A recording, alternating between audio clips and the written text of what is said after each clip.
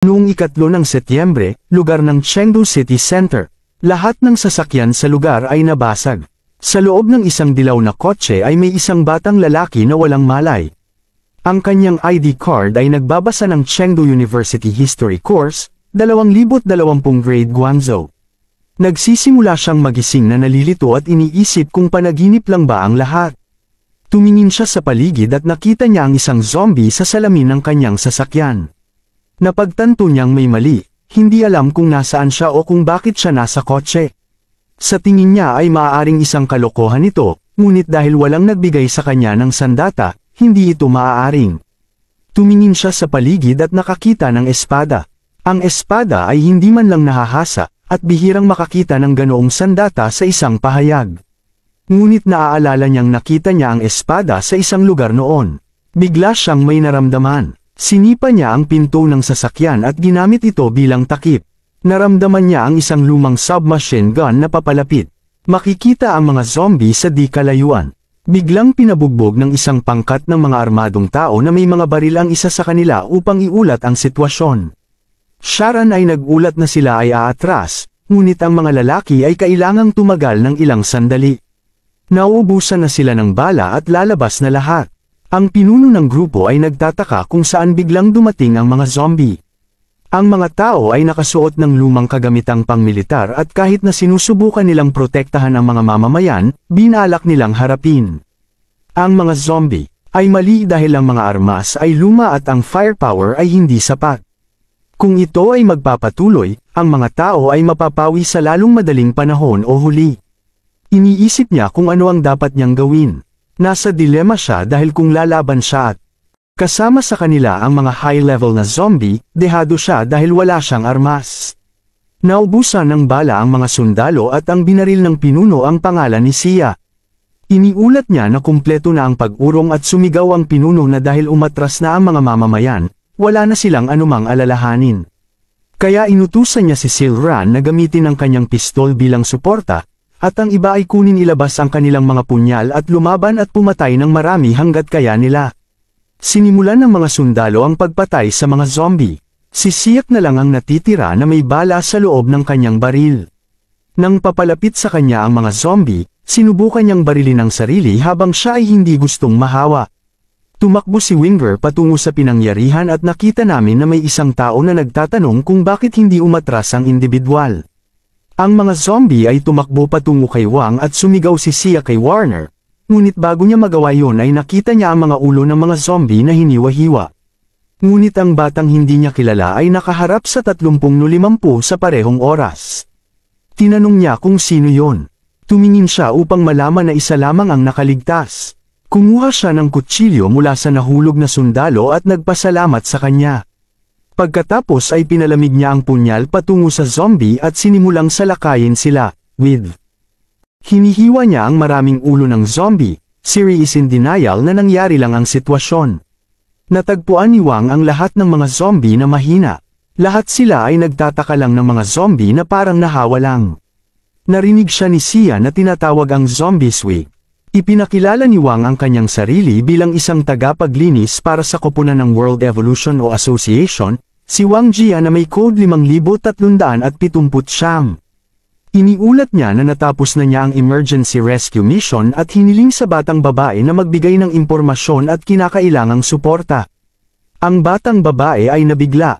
Nagpasalamat ang babae sa pagligtas sa kanya, ngunit sinabi sa kanya na wala siyang ideya kung ano ang ibig niyang sabihin sa pagbibigay ng kinakailangang suporta.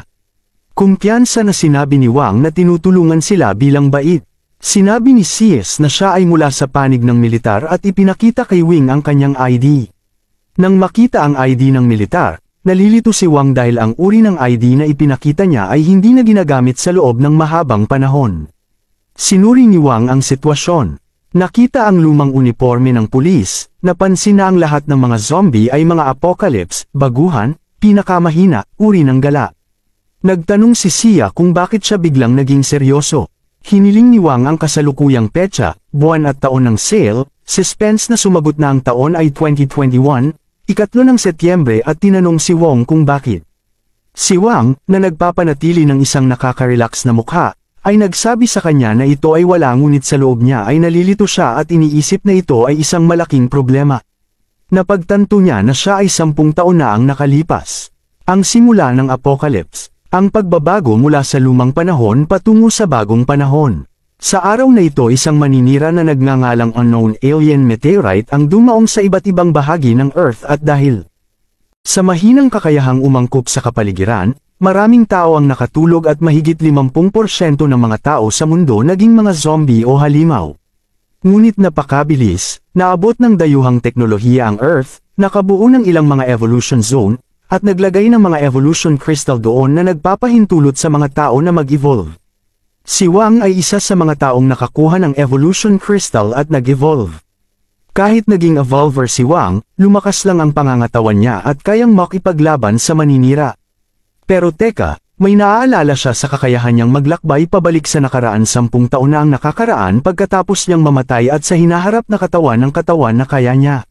Biglang sinigawan ng CIA si Wang upang tumingin sa langit. Ang liwanag ay naging mas malakas. Kahit na sa Arctic, ang maliwanag na hilagang liwanag na tulad niyan ay hindi pa nakikita noon. Kinumpirma ito ng isa, ito ang panahon ng ebolusyon, kung tama ang pagkakaalala niya. Ang unang 7 lugar ng ebolusyon sa mundo. Ang tanging lugar ng ebolusyon sa Silangang Asya, ay malapit nang bumaba sa mga lungsod ng Shangdo. North Area, sabi ni CS. Napakaganda ng mga ilaw at mas maganda sana kung hindi ganoon ang sitwasyon. Tinawag ni Wang si Captain Sharan, binanggit siya bilang Shangdo Military Areas. Captain Shangdo National Defense Military Schools, Year 2 Student CRN. Ipinakilala pa niya ang kanyang sarili bilang Winja mula sa kursong kasaysayan ng Chengdu University at Year 2 na estudyante. Si Sharan ay may pag-aalinlangan tungkol sa kanyang pagiging isang estudyante. Hindi siya makapaniwala na ang isang estudyanteng may liberal arts ay gagawin. Tingnan mo ang student ID niya? Sumagot si Wine na nasa sasakyan ng ID. Ngunit sa tingin ni Sia ay nambobola siya at walang ID. Sa palagay niya ay bihirang makakita ng isang normal na estudyante sa 2nd taon na nagmamaneho ng kotse at humiling din ito sa isang pulis na suportahan siya at may dalang armas. Sinabi niya na ang student ID ay hindi mahalaga. She thinks that she knows it. Hindi siya ang estudyante. Sinabi niya sa kanya na siya ay isang mas mataas na militar at dumating upang gumawa ng isang lihim na misyon at dahil siya ay dumating sa isang lihim na misyon ay nagpapanggap siya ng kanyang pagkakakilanlan. Ipinakita sa kanya ni Wine ang kanyang ID at hindi siya makapaniwala. Kinuha ni Wang si Yas ID at sinabihan siyang magmadali dahil kailangan na nilang umalis. Mabilis, tinanong niya kung sumakay ba siya sa kotse niya. Kaya nagulat ako nang makita ang isang estudyanteng mas matigas pa sa isang opisyal ng militar. Sumakay si Wang sa kotse, salamat siya, at sinabing aalis muna siya. Tinanong niya siya kung ano ang ibig niyang sabihin dahil kotse niya yon. Sinabi niya sa kanya na siya ay patungo sa hilagang lugar kung saan ito ay lubhang mapanganib para sa kanya. Ipinaalam niya sa kanya na ang lahat ng mga zombie sa lugar ay napatay at pinayuhan siya na umatras sa isang kanlungan. Naghihinala si CI sa kanya dahil hindi normal para sa isang estudyante na pumunta sa North Area kung saan ang zombie outbreak. Iniisip niya yun Wang dapat isang serve na mas mataas ang ranggo kaysa sa kanya, pero kung ayaw niyang aminin, she's ayos lang. Sinabi niya kay Wang na bilang isang opisyal ng militar, tungkulin niyang protektahan ang mga mamamayan, kaya dapat niya itong sundin. Gayunpaman, hindi siya pinansin ni Wang at nagpaalam. Nagmamakaawa siya sa kanya na huwag pumunta at dahan-dahan itong bumaba sa bintana ng kotse at tinanong siya kung marunong siyang magmaneho. Si Sayad ang nagmaneho ng kotse dahil nakalimutan ni Wang kung paano magmaneho.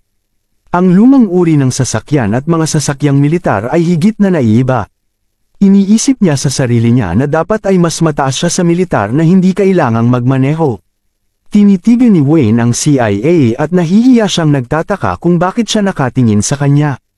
Umiling siya, iniisip na tinititigan siya nito. Sinabihan siya ni Wang na ihinto ang sasakyan at lumabas. Naalala ni Xiao ang sinabi niya kanina na hindi siya marunong magmaneho. Sinabi niya sa kanya na natuto siyang magmaneho. Napagtanto niya na hindi siya tinititigan nito, ngunit natututo siyang magmaneho at may naisip siyang iba. Humingi ng tawad si Wayne, sinabing baka malate sila sa bilis ng kanilang pagpunta. Tinanong niya siya kung ano at nagsimula na siyang magmaneho. Mabilis talaga. Takot si Sia sa bilis, at sinabi niya na kahit ang isang 30 taong veteranong driver ay hindi maglalakas loob na magmaneho ng ganoon. Tinatanong niya kung paano siya makapagmaneho, kahit na natuto lang siya. Sinabi niya sa kanya na kumapit ng mahigpit habang papunta siya, para ipakita sa kanya ang bagong mundo na social load ang kanyang baril at sinabi na kung sila ay nagtagumpay sa pambihirang tagumpay kanina, maaari silang pumunta sa kotse at muling punuin ang kanilang mga bala. Biglang, isang katawan ang lumitaw sa harap nila, na ikinagulat ni Sia. Sinabihan ni Wang si Siet na manatili alerto habang ang hilagang lugar ay higit na nagdusa. At habang papalapit sila dito, mas magiging mapanganib ito. Kinukuha niya ang order na para bang siya ang kanyang commanding officer. She nagtatanong kung bakit pupunta si Wang sa North Area at kung siya. Sabi niya wala siyang pamilya. Nalungkot si Silphiel para sa kanya at sinabi na ang kanilang misyon ay mag-imbestiga, ngunit nakatagpo sila ng mga mamamayan na napapalibutan ng mga zombie, kaya binago nila ang kanilang mga layunin. Lumitaw ang Northern Lights makalipas ang 2 oras pagkatapos lumitaw ang mga zombie at nakaramdam ng kainahinala ang mga nakatataas dito, kaya sinabihan nila si Shastin na mag-imbestiga. Iniisip ni Wayne na ang paglitaw ng Northern Lights ay tanda ng evolution area. Huling beses na napalampas niya ang pinakamalapit na lugar ng ebolusyon at sa pagkakataong ito ay dapat niyang samantalahin ang pagkakataong makuha ang evolution crystal. Nagtatanong siya ng oo para sa oras, at tumingin siya at ang kanyang telepono ay nagsasabi sa kanya na ito ay 4:50 PM at kahit walang signal, tumpak ang oras.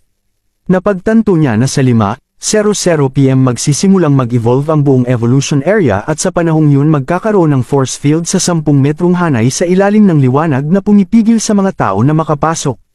Sinabi niya na nagbabago sila ng ruta. Siya ay naguguluhan. Tinutulak niya ang ibang paraan. Sinabi niya na may mga zombie sa harap at ang pagtama sa kanila ay magpapababa ng kanilang bilis. Wang nagtatanong kung ang kotse ay may machine gun. Sabi niya oo. Ngunit natatakot siya at iniisip kung ano ang gusto nito. Nagsimulang pagbabarilin ang mga zombie at ang isa ay nasa ibabaw ng kotse gamit ang machine gun. Nagulat siya na kahit na napakaraming zombie, ang sasakyan ay wala. Tumama pa ng isa, pinakiusapan niya si Kapitan Siet na huwag hawakan ang gulong at tapakan lamang ang accelerator. Sumasang-ayon siya na may daanan sa harap. Pinindot niya lang ang accelerator at dumiretso sa pagliko. Ipinapakita ng telepono na 4:50 PM. At 59 na segundo. Ang orasan ay umabot ng 5:00 PM. Nagsimulang maghiwa-hiwalay ang ilaw. Bumagsak ang sasakyan sa buhangin. Bumaba si Sia sa sasakyan. Siya ay nalilito sa kung ano ang nangyayari habang ang buong lungsod ay naging isang disyerto. Sinabi ni Wang na sila ay nakarating sa tamang oras. Si Siri ay nagtanong kung ano. At pagkatapos ay may nakita siya at nagulat. Sa harap ay may isang estatwa ng Sphinx at Pyramid, tinanong niya kung ano ang nangyayari. Sinabihan siya ni Wang na makinig ng mabuti. Biglang nag-echo ang boses sa utak ng lahat. Karunungan, sibilisasyon, na-activate ang plano ng proteksyon. Nabuo ang evolution area, masaya si Wang na nagawa niya ito, ngunit si Sia at ang iba pang mga tao sa loob ng lugar ay nalilito. Patuloy ang boses area Egypt Environment Change Ratio 45% change into Crystal Protector, Sphinx, Survival Notification.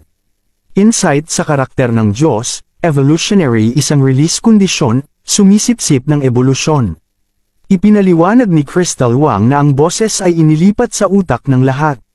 Sinabi ni Wang na, dapat ay narinig din ni John ang kapangyarihang ito na nagbibigay daan sa mga tao na makakuha ng isang lugar ng Evolution Crystals Trail. Ang nakapaligid na lugar ay nahiwalay sa mundo. Si Shara ay lubos na nalilito at nagsabing may 3 paraan upang umalis. Ang isa ay tinatalo ang Evolution Crystal Guardian. 2, ang isang tiyak na dami ng mga tao ay maaaring pumasok sa isang 5 metrong hanay ng kristal ng ebolusyon. #3 ang ebolusyon ay dapat may ilang mga nakaligtas at kailangan kong maabot ang isang nakapirming halaga. Wang. At itinaas ang kanyang kamay at ipinapaliwanag na ang bawat isa sa mga kondisyong iyon ay maaaring magpalabas ng lugar ng ebolusyon. Kung hindi, Walang sino man ang maaaring umalis sa lahat ng mga patakaran na narinig niya mula sa mga nakaranas nito sa kanyang nakaraang buhay. Ngayong siya na mismo ang nakarinig nito, sa palagay niya ay may mas magandang pagkakataon siyang makuha ang kristal at maging isang evolver. Iniisip pa niya na ang unang batch ng 7 ebolusyonaryo sa buong mundo. Lumilikha ng mga evolver na kilala bilang starter generation, karamihan sa kanila ay naging sikat sa spotlight, ang ilan ay mga tao pa nga. Nagsisimula ng magpanik ang mga tao sa trump card. Ang ilan ay nag-iisip na ang lahat ng ito ay isang biro at gusto lang nilang puntahan ang kanilang asawa at mga anak sa gitnang lugar. Isa sa kanila ang sumisigaw kung bakit kumuha ng mga superpower kung ang individual na binibigkas ang termino ay napakalakas na ang individual, maaari bang patayin ang mga zombie sa labas? Kung hindi, hinihiling nila ang lokasyon ng kristal ng ebolusyon. Biglang sumugod ang bus at ang mga zombie ay nasa buong bus. Ang bus ay patuloy na umaandar at tumama sa isang uri ng hadlang. Sigaw ng isang tao para iligtas siya mula sa loob ng bus. Napansin yun ni Sia at tinawagan niya ang mag-aaral na si Wang Jiewang. Sinabi na makakatipid siya, ngunit dapat na nasa loob ito ng kanyang kakayahan sa pakikipaglaban. Pumayag si Sia at sinundan si Wang sa bumagsak na bus. Habang papalapit sila sa bus, tila nabuhay ang mga sinaunang tagapag-alaga ng disyerto, ang Sphinx. Ang mga ito ay kumikinang, yelo na naayos sa pag-ungol at nagsisink sa isang nakakatakot na intensity. Zombie. Ang guro ay naging isang zombie. Ang isang pangalan ng babae na kasama mo ay itinulak upang labanan. Itinulak siya ng batang babae na may dilaw na buhok, pinapante siya sa pakikipaglaban na nagsasabing siya ay mula sa kanayunan. Si Zulu ay matapang na nakatayo, ngugod sa kanila ang gurong zombie sa grupo ng mga babae.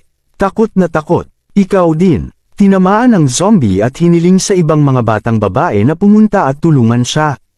Ang iba pang mga batang babae ay tumulong sa paghampas upang itulak ang zombie. Nagpupumiglas ang zombie. Habang tinutulak ang zombie, tumingin sa labas ng bus ang blonde-hair girl.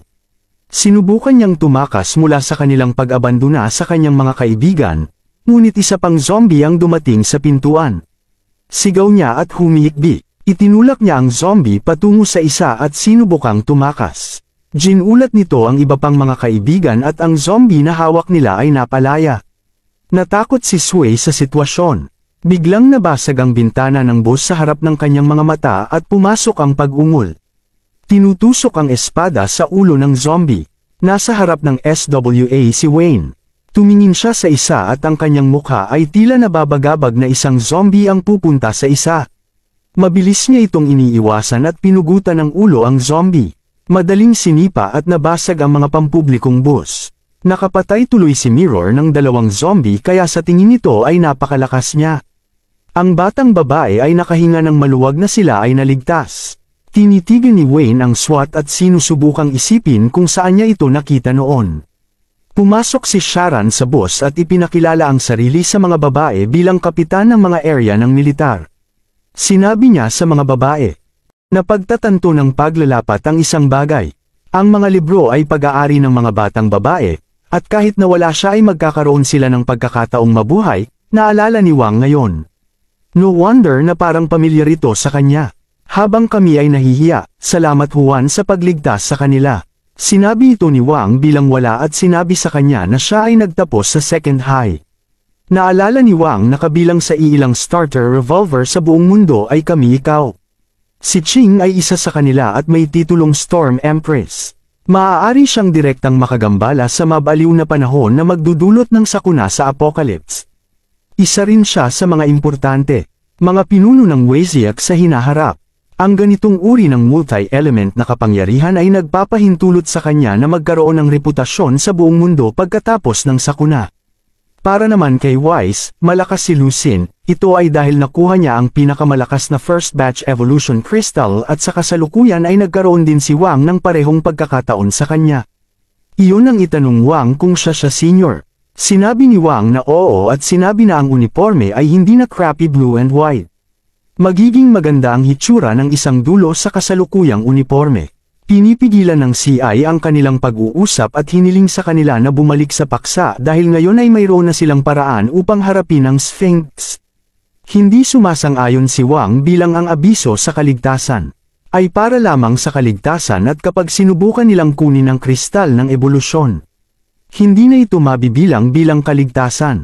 Naguguluhan si CI. Gabi na, madilim sa labas, walang kuryente ang mga kalsada. Tila nakita nito na maaari silang manatili sa ligtas na bus para sa gabi. Sinabi ni Wang na kailangan nilang umalis sa lugar dahil may dugo ang lugar na malapit ng magdulot ng mga zombie. Halika muli, at ang bus ay walang pagkain at tubig, at ang pananatili roon ay hindi nila mapunan ang kanilang lakas. At ano ang pinakamahalagang bahagi ay na-target na sila. Si Sia ay nagtatanong tungkol sa pagiging target. Sagot ni Wang dahil ngayon lang ay may 5 taong gumagamit ng binocular para titigan sila, halatang may balak silang gawin sa kanila. Tinanong ni Sia kung ayos lang kung nakikita nila tayo. Si Wang ay may pag-aalinlangan kung makikita lang sila nito dahil ayon sa pinakamaliit na kalagayan ng lugar ng ebolusyon, ang mga tao ay dapat makakuha ng kristal na pagpatay. Tagapagtanggol o ebolusyonaryo. Nagtatanong kung naiintindihan ba nila na hindi na kailangang pumatay ng tagapagtanggol, ngunit kung ang tiyak na dami ng mga tao ay mamamatay, ang misyon ay maaari ding makumpleto. Gusto ni Wang na hindi lamang sila mag-isip, sila ay purong nanunood. Kung wala silang lakas ng loob na pumatay ng mga tao, hiniling ni Wang na huwag ilantad ang kanilang sarili. Ang mga babae ay nasa takot at hindi makapagsalita ng ilang sandali. Sinabi ni Wang ngayon na madilim. Hiniling niya sa 2 batang babae na sundan siya, at kailangan nilang malaman na sa apocalypse, kung minsan ang mga tao ay mas mapanganib kaysa sa mga zombie.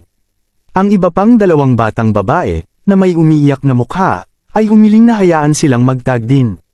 Sabi ni Wayne na sigurado dahil ang kanilang presensya ay masyadong mababa, ang isa ay halos nakalimutan ang tungkol sa kanilang wangwok sa harap na pumatay ng anumang mga zombie kung sila ay lumitaw at ang iba pang mga batang babae ay sumunod sa kanya.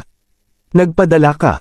Mabuti para sa kanila dahil maaari itong makagambala sa paghatol ng amoy ng zombie na gagawing mas ligtas sila.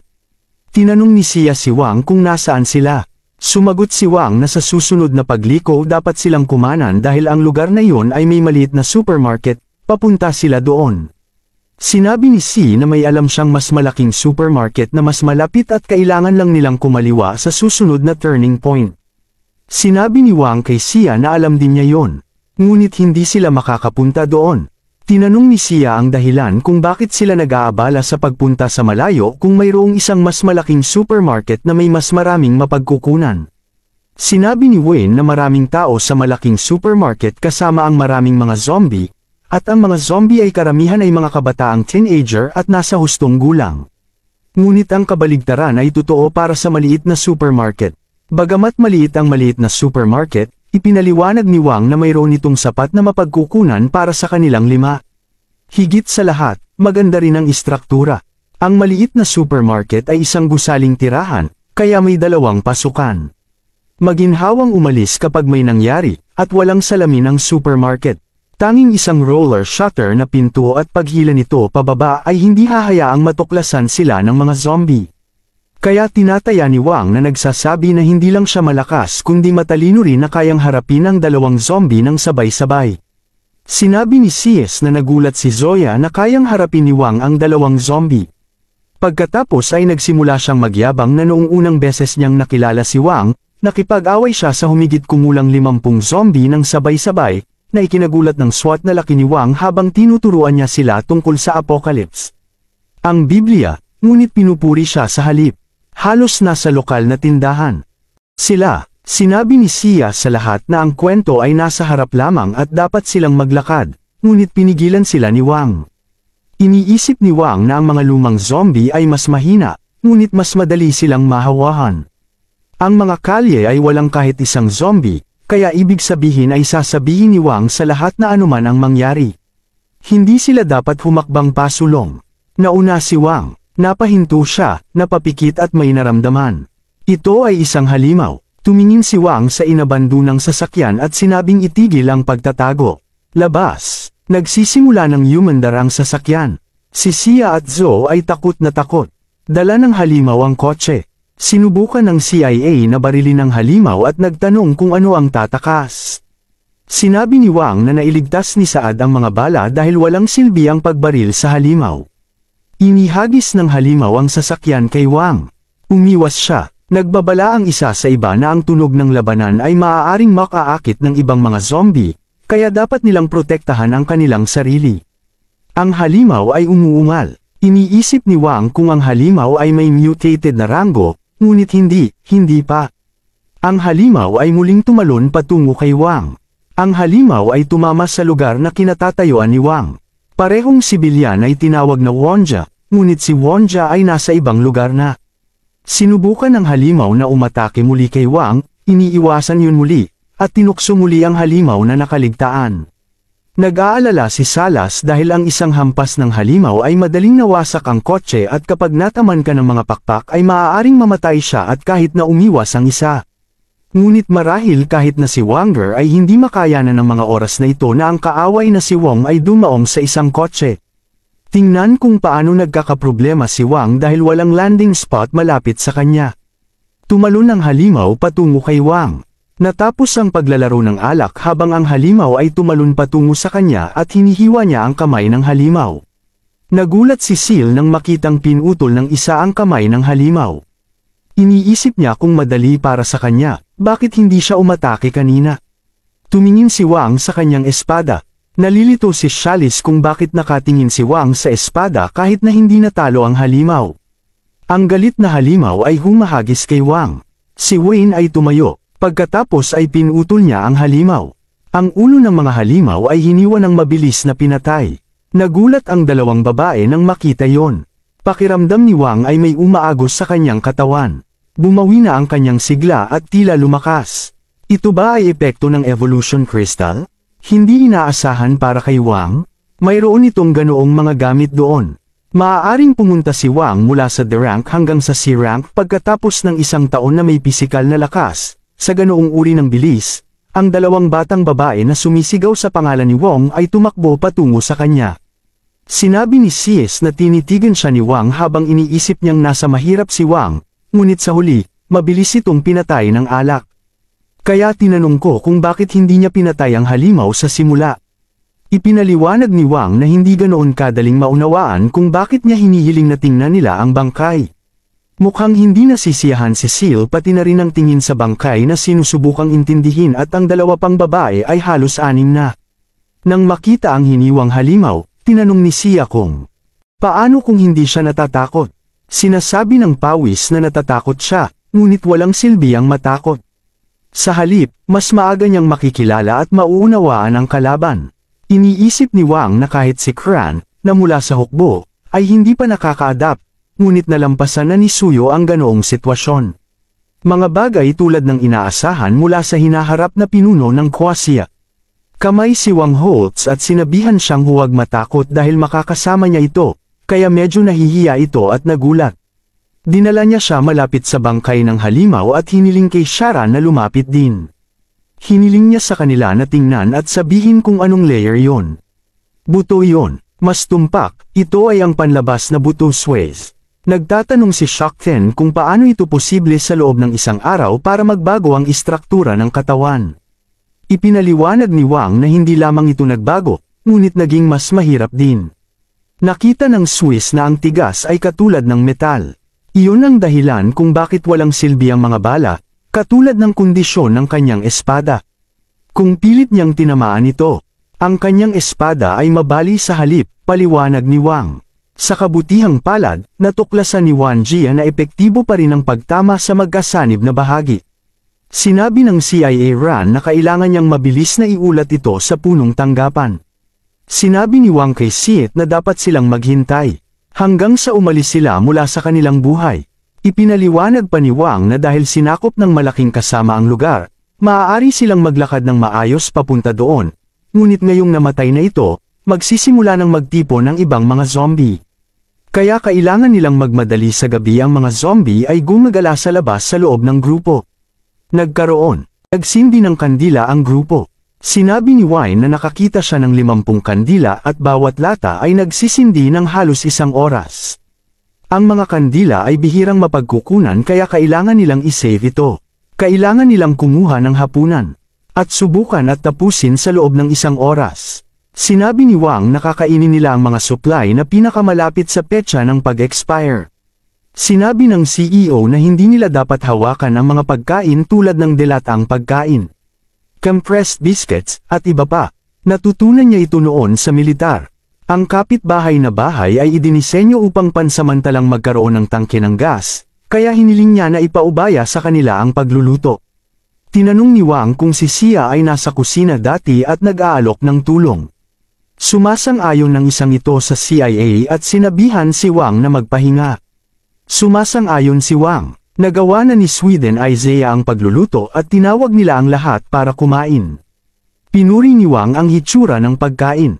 Siya ay nakakatikim ng isang bagay ay kung ano ang nagtatanong kung may mali sa pagkain. Sinabi ni Wang na walang mali sa pagkain at kumpirmahin na kung idinagdag nila na ito ay pampalasa. Iniisip ni Wayne na sa hinaharap ang mga pampalasa ay magiging mas maluho kaysa sa ginto at ito ay ang mga itim na pamilihan. Espesyal na produkto para sa isa, napakasarap ng pagkain at 10 taon na ang nakalipas mula noong huli siyang nakatikim ng napakasarap na bagay. Tinanong ng CIA kung bakit gulay lamang ang kinakain ni Wang at hiniling sa isa na kumain ng mas maraming karne upang mapunan niya ang kanyang enerhiya. Sinabi ni Wang na ito ay mabuti at na gusto niyang kumain ng mga gulay at dapat silang kumain ng higit pa. Wang, iniisip na sa lupain ng apocalypse ay mas kaunti ang mga tao na nakatuon sa mga hayop at tubig. Hindi mahanap ang mga sariwang gulay. Ang pag-iisip na gumamit ng gamot upang makakuha ng mga bitamina ay mahirap sa hinaharap. Iniisip ng CIA na hindi lamang sila pinutektahan ni Wang ngunit kumikilos siya na nagustuhan niya ang mga gulay at hinahayaan silang kumain ng karne. Sa tingin niya ay masyadong mabait si Wang Jian at naantig, kaya tinanong ko si Chowi. Siya ay umiiyak at nagtatanong kung ang pagkain ay masarap. Malapit nang maubos ang kandila at tapos na rin silang kumain. Sinabi ni Wang na linisin ang mga kagamitan bukas dahil hindi sulit ang pag-aaksaya ng mga kandila. Nakahanap si Wang ng mga kumot sa lugar at hiniling sa mga babae na kunin ang gusto nila dahil ayaw niya. Sinabihan ni Wang ang mga babae na pumikit at matulog at pumunta sa sulok. Tumawag si Sil at sinabi sa isa na hindi niya kailangang pumunta sa kanto para matulog at may gusto silang itanong. Nalilito si Wang. Nagtanong si Siri na gustong pag-usapan ang tungkol sa mga zombie at ang dahilan kung bakit napakalakas ni Wang kaya ilalagay din natin ang kanyang curiosity sa paksa. Salamat sa panunood ng video na ito. Sana ay nasiyahan ka. Kung ginawa mo, mangyaring isaalang-alang ang pagbibigay ng thumbs up at pag-subscribe sa aking channel. Para sa higit pang content na tulad nito, mag-iwan ng komento. Para sa susunod na bahagi, at huwag kalimutang pindutin ang notification bell para hindi ka makaligtaan ng bagong video. Salamat muli sa panunood at magkikita-kita tayo sa susunod na video.